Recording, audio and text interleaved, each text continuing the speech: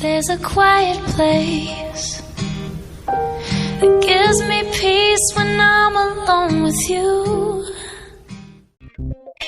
La siguiente clase es presentada por Herramientas Discipulares, un aporte más para edificar lo eterno en nuestros días.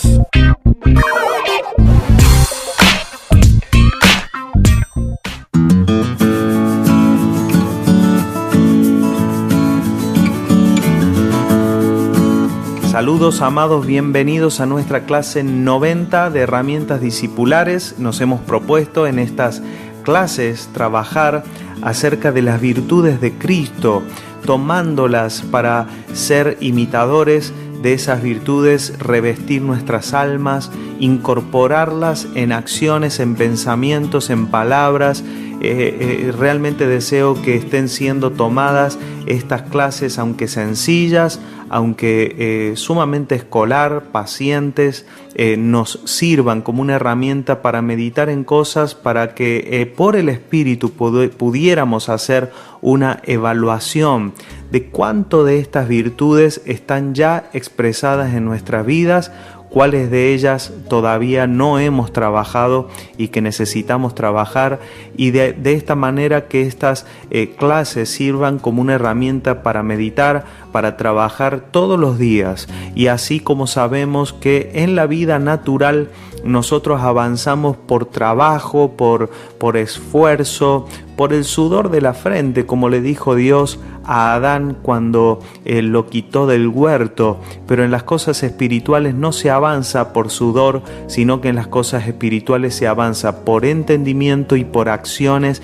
espirituales y eternas. Esa es la manera de avanzar en las carreras espirituales. Entonces, en la clase anterior comenzamos hablando de cómo añadir estas dos virtudes a nuestras vidas, que las hemos conjugado, pero cada una tiene su propia expresión: el contentamiento y el regocijo. Hemos visto a través de las Escrituras cómo todas las Escrituras hablan de la importancia de que nuestras almas se contenten en el Señor, y además que haya regocijo en nuestras vidas. No existe tal cosa como si yo estoy gozoso, solamente que no lo expreso. Entonces ese es el diagnóstico de la inmadurez, porque de hecho el gozo y el regocijo y el contentamiento son una realidad en el espíritu. De hecho, yo no necesito enseñarle a mi espíritu a contentarse, porque en el espíritu las cosas espirituales y eternas son valoradas, porque son realidad espiritual. Pero nuestra alma necesita revestirse de esa realidad, expresar la naturaleza de Cristo en carácter y en gestos, en palabras y en pensamientos. Muy bien. El segundo consejo, continuando con la clase anterior que quiero darles, es que usted ponga alegría y ponga gozo en su alma, o sea, determine gozarse. Dice el Salmo 118, 24: este es el día que hizo Jehová, nos gozaremos y alegraremos en él. ¡Wow! ¡Qué expresión tan profunda! Es sencilla, pero es profunda, porque el salmista encuentra en la sencillez de esta realidad de que Dios hizo este día la suficiente excusa y el suficiente poder para gozarse, para alegrarse también. Y eso es lo que yo quiero proponerle en este consejo. Sencillamente, alégrese. Rompa barreras. De hecho, si usted está alrededor, primero la barrera interna que muchas veces tenemos, donde el alma pretende permanecer en el enojo, en la angustia, en la tristeza, y hay una barrera a veces que si usted dice si yo quiero realmente vivir en libertad, tengo que romper las cárceles interiores, las cárceles internas, y esas cárceles son la tristeza, son la amargura de corazón.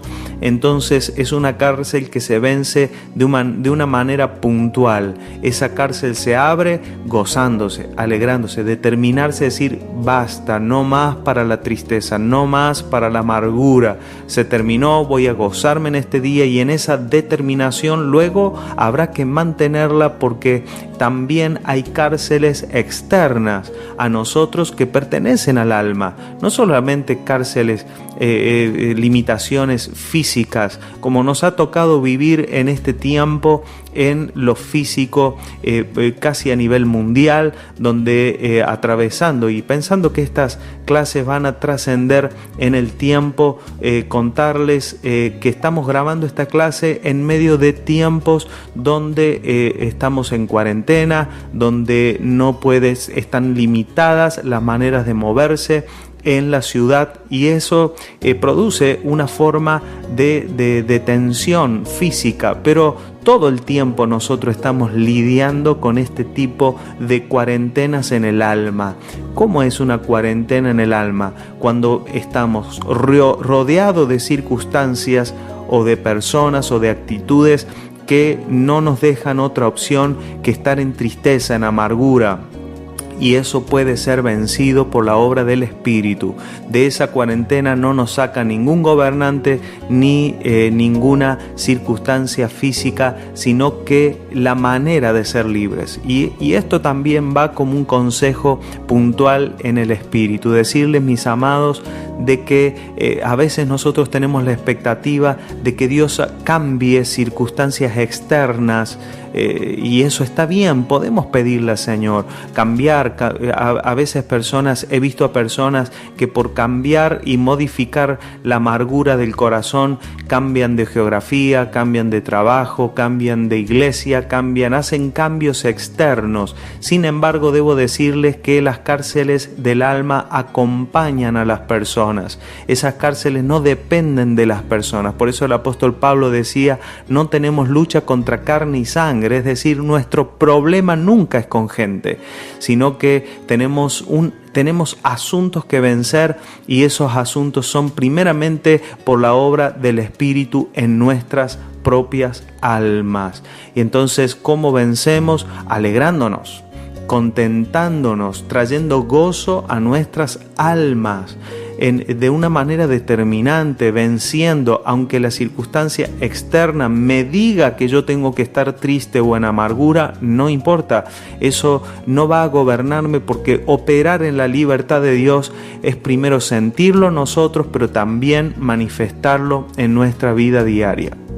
Número 3, lo voy a dejar con este consejo en esta clase.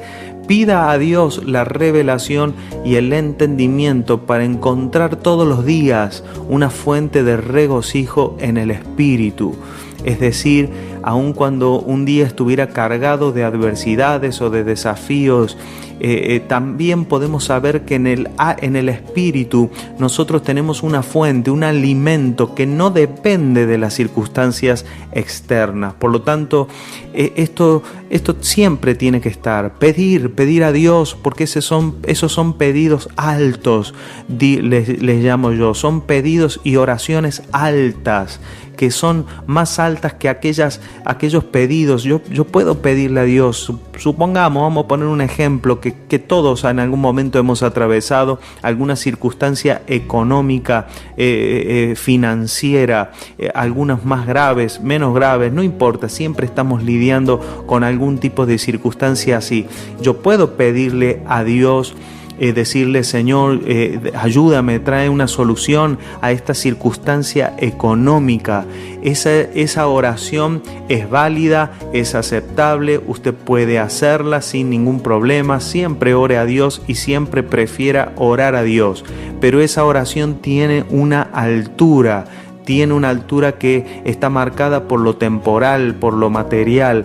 Pero cuando yo le pido a Dios, aún en la circunstancia adversa, Padre, ayúdame, dame revelación para que yo en este día pueda contentarme y regocijarme aún a través de esta circunstancia. Revélame, abre mis ojos para que yo pueda entender desde tu realidad cuál es la potencia que opera en mí, y para poder caminar este día en libertad verdadera, expresando la naturaleza de Cristo. Esa oración tiene una altura, tiene una potencia, y sin lugar a dudas yo puedo asegurarle que la primera oración es posible que Dios la responda Es posible que no. Él es el que conoce y sabe cuál es la obra que Él ha comenzado y que debe terminar en nuestras vidas.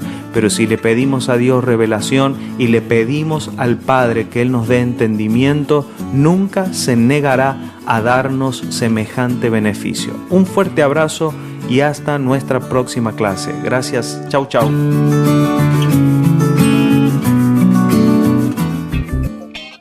Puede comunicarse con nosotros a través de nuestra página web www.herramientadiscipulares.com o vía mail a herramientadiscipulares@gmail.com. Síganos a través de las redes sociales en YouTube, Facebook e Instagram como @AbelBallistreri. Gracias por estar aquí.